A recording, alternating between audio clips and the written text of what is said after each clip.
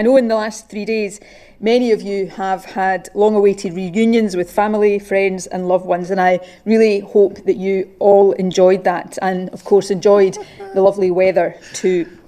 I also know that the vast majority of people stuck to the rules when having those reunions, and I want to thank you sincerely for that. You stayed outdoors in small groups and you stayed more than 2 metres away from other households. So again, my thanks to you for that.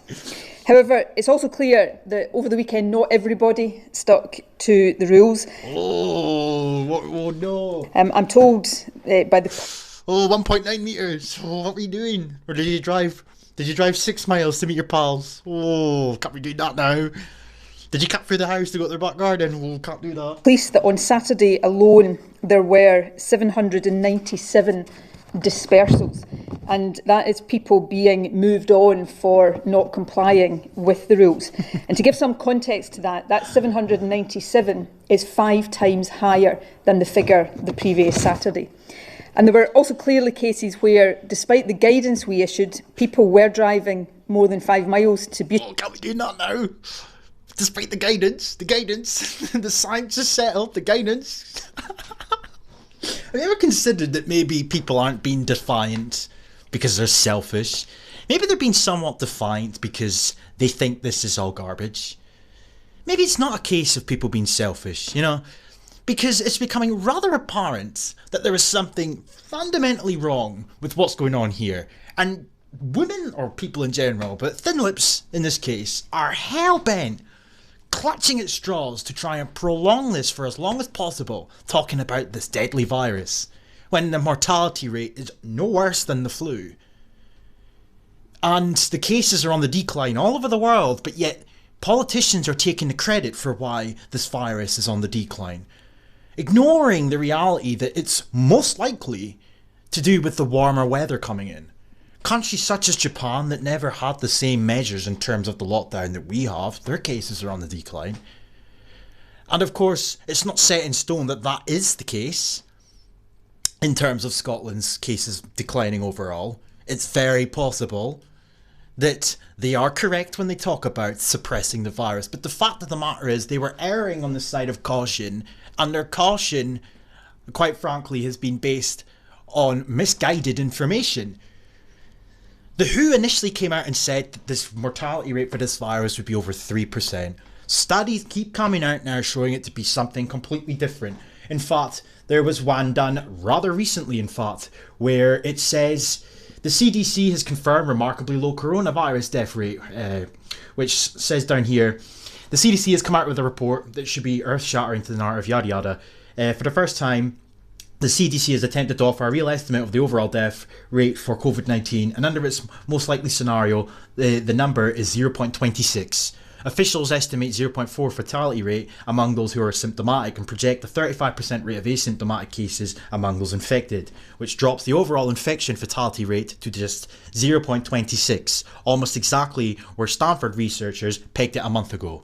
But yet, the SNP and many other governments, just like the SNP, are sticking with guidance and the scientist, expert advice that comes directly from the WHO. Now, the WHO are responsible initially for claiming that this virus couldn't be passed person to person in January time.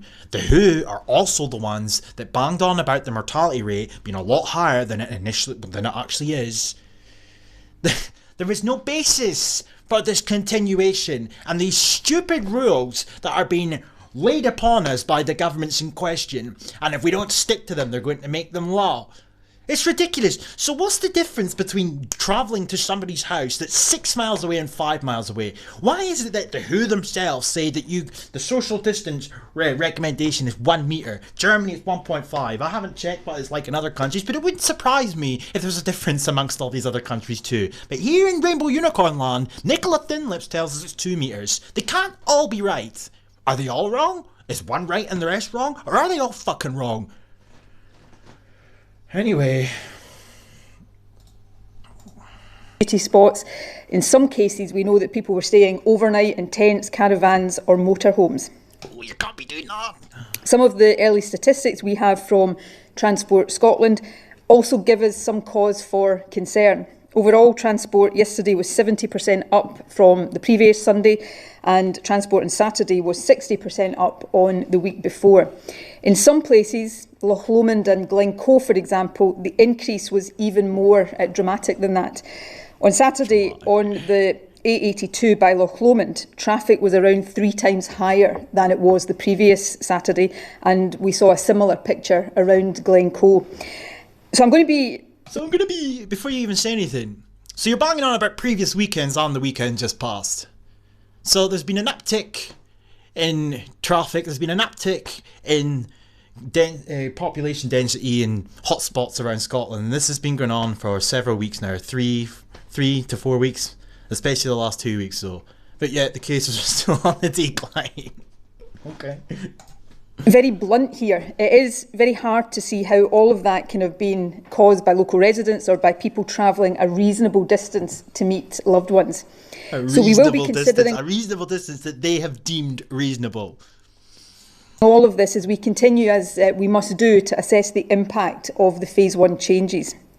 Last week, we deliberately allowed some flexibility when we changed the lockdown restrictions. We recommended that people don't travel more than 5 miles for recreation, but we left room for some discretion so that you can go further to visit family. Sounds good of them. You're allowed to go exercise 4 miles away, not 6 though. We deliberately left some discretion. Oh, that's kind of you.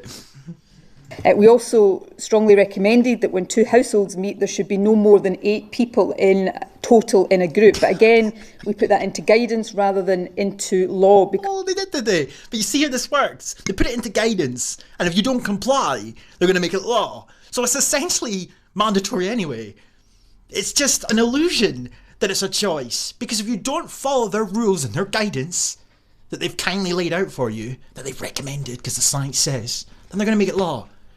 So let's just put this into context here. They've recommended, or they're telling you, that you can associate with up to 8 people. Why not 9? 7's fine, 8 is the limit, why not 9? What is the difference between 7 and 9? They're making these stringent rules and insisting that it's guidance from the experts to stop the coronavirus. If it's that deadly, then there shouldn't be any contact with 7 people, 6 people, 5, or even another household in general. But they've given you some of your freedom back, just enough for you to not revolt, just enough for their whole little narrative to fall apart. Because we do trust and continue to trust the majority to keep those groups small and to stay within the rules. But it is worth being... And just for the record here, you have no idea how many people have been flouting your rules. You're only really going by the ones the police have dispersed, or by traffic statistics. Duty to be clear with you that if there is continued evidence of even a minority not abiding by these guidelines and travelling unnecessarily, if people meet up in larger groups or if they're making journeys meet 9 people which risk spreading the virus, we will have to put these restrictions stay within the rules. But it is worth being clear. In fact, I have a duty to be clear with you that if there is continued evidence of even a minority not abiding by these guidelines and travelling unnecessarily, if people meet up in larger groups or if they're making journeys which risk spreading the virus... ones they haven't deemed essential. We're spreading the virus. We'll have to put these restrictions on group size and travel distance into law. And we won't hesitate to do that if we think that is necessary for the collective safety and well-being of the population. You heard it here, folks. She's going to make it law. You don't abide by Nicola Fidlips and her little rainbow unicorn rules. She's going to make it law. The fact is, all of us want to be able to lift more restrictions so that we can meet friends and family in much more normal circumstances. We want to be able to restart NHS services, as the Health Secretary talked about yesterday, and to allow people more generally to get back to work, school or study. But we can only do this if we keep driving down the overall level of COVID infections and if we continue to suppress the spread of the virus. We will only do that if all of us continue to stick to the rules. So please, if I can conclude again by reminding you of what we are asking everybody to do. Only meet people from other households outside because the risk of transmission outside, while not zero, is lower than the risk of transmission indoors. Even outside, stay 2 metres apart from people from the other household when you do meet. Don't meet more than one other household at any one time. Why is it fine to meet one household, but not more than one at any one time? It's either a problem that we must avoid at all costs, or it's not. Meet more than one a day, and remember, keep to a maximum of 8 people in a group. 9 is too much, 7 is fine. Wash your hands often. Take hand sanitizer with you if you're out and about. Please wear a face covering when you're in shops. Was that what saved all those people that died, yeah? Yeah, was that what caused all those people to die, sorry? Were they not washing their hands enough? Or public transport or other enclosed spaces where physical distancing might be more difficult. Avoid hard surfaces and clean any that you do touch. If you have symptoms, get tested and follow the advice on self-isolation. And above all, more generally, and this applies to each and every one of us. Always with the smirking. Let's remember that each decision we take as an individual will affect the safety and the well-being of all of us. Yeah. I know that is difficult. I understand just as much as anybody does the desire to see more people and to travel outside of our local areas. But if we all stick to these rules, we are helping to suppress this virus. But even if just a few of us don't stick to these rules, we're providing a chance for the virus to spread more quickly and to spread to different parts of the country. Yeah. So we all need to continue to do the right thing and to do right by each other. I know that the vast majority of you are doing that, and again, I want to sincerely thank you for that, but my appeal goes to everybody across the whole population. Let's stick together and let's all do the right thing for the benefit of ourselves and each other. And if you don't, we'll make it law. And the reason I'm stressing all of this, the real danger we still face, is not because I want to be imposing these restrictions, but it is because the progress we've made so far in tackling COVID-19 is simply not guaranteed, and it is not irreversible. Everybody in this chamber has a part to play in that, as have the entirety of the Scottish population. I would never, ever, ever have wished the circumstances in which we're having these discussions, but it is undoubtedly the case that it gives us an opportunity to change things for the better. The fact of the matter is, there's a multitude of things that the SNP and many other governments out there had in the pipeline and have had in the pipeline for some time. And as you just heard in the clip there, this brings about an opportunity. This lockdown, this virus brings about the opportunity to start pushing forward with some of these concepts, some of these policies, the new normal, if you will. The fact of the matter is they need to prolong this for as long as possible in order to begin and continue implementing these things.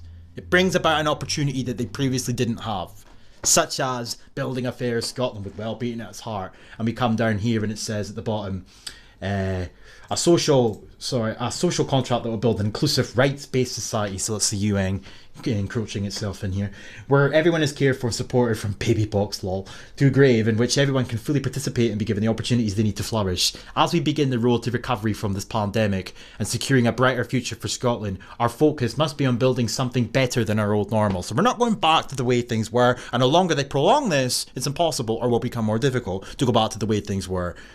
So then another article here regarding non-existent man-made climate change. The climate talks have been rearranged for 2021. This is another con. We're being led to believe that the climate nonsense has been put on hold to deal with the deadly virus. But the reality of the matter is a multitude of the things that are happening right now as we speak would have happened if they'd gone on ahead with their Green New Deal bollocks. But anyway, it says down here, scroll past some of this stuff, and I love this part. He's a Tory. Are you proud of yourself for voting Tory, any of you folk out there? You know, who the man Alok Sharma, who says with the new dates for COP26 now agreed, we are working with our international partners on an ambitious roadmap for non-existent man-made climate change or action between now and November 2021. The steps we take to rebuild our economies will have a profound impact on our society's future sustainability. Rebuilding our economies that have been shattered from said lockdown. Resilience and well-being at COP26 can be a moment where the world unites behind a clean, resilient recovery, uniting against the COVID-19 pandemic and coming together for a green, fairer Scotland or a green, fairer UK, all about sustainability. A decade of action, as previously announced in January, The UN's Decade of Action, they need to accelerate the Sustainable Development Goals to meet the 2030 targets. Is it not starting to make sense at this point? What is going on here? However, we then have Rosina Cunningham, an SNP MSP, and she has the following to say. The COVID-19 pandemic has been an unprecedented global crisis which has fundamentally changed every aspect of our lives. Now, what has changed every aspect of our lives are the rules that Nicola Sturgeon just said on video she doesn't want to be imposing. Anyway, the immediate focus... and it says, and could continue to do so for some time to come. Yes, because they have the power to continue this for as long as they want. They need to continue this idea for as long as they want, hence prolonging. The immediate focus for government continues, rightfully, to be on protecting lives and livelihoods, but the climate emergency, bollocks, there is not a climate emergency. The climate has changed since day dot, since the dawn of time. No proof it's man-made. For every scientist that they hold in high regard, there's one out there that disagrees fundamentally, but we don't hear about them because they're either far right or deluded or fake or whatever. Anyway, the climate emergency has not gone away and must be central to our recovery from this difficult time. In anticipation of a new normal, we have a chance to reimagine the world around us and begin building a greener, fairer and more equal society and economy. Now, I refer you back to the video I just played of Nicola Thinlips, where she said that this quote-unquote crisis has brought the opportunity for them to do things that they couldn't do previously. Or is it not starting to make sense at this point? What is going on here? Our starting point has most definitely changed, but our ambitions need not. I remain deeply committed to our ambition to end Scotland's contribution to climate change. What contribution to climate change? Let's just say that the climate change bollocks was in fact a reality. How much of a contribution does Scotland make to global warming, if you will, or climate change in comparison to the rest of the world? The biggest contributors are allowed to continue pumping out CO2 like there's no tomorrow, but tinsy-wincy little Rainbow Unicorn land isn't allowed to because Nicola fucking Thinlips and our Rainbow Unicorn party have been instructed by the UN to shaft our finance. Anyway, I'll finish on this note. And I'm equally clear that the delay to COP26 should not and must not mean a delay to collective global action on tackling non-existent man-made climate change. Well, like the Brexit so-called negotiations have been taking place, and every First Minister's question and every PMQs, they're all virtual. Why can't you do the same for the non-existent man-made climate change? It's ridiculous. It's fucking ridiculous. But the point remains the same. They're prolonging this crap. They are extending this period for as long as they can. This new normal is about creating a new society that will emerge at the other side of it. Anybody that can't see that needs their fucking eyes tested. Peace.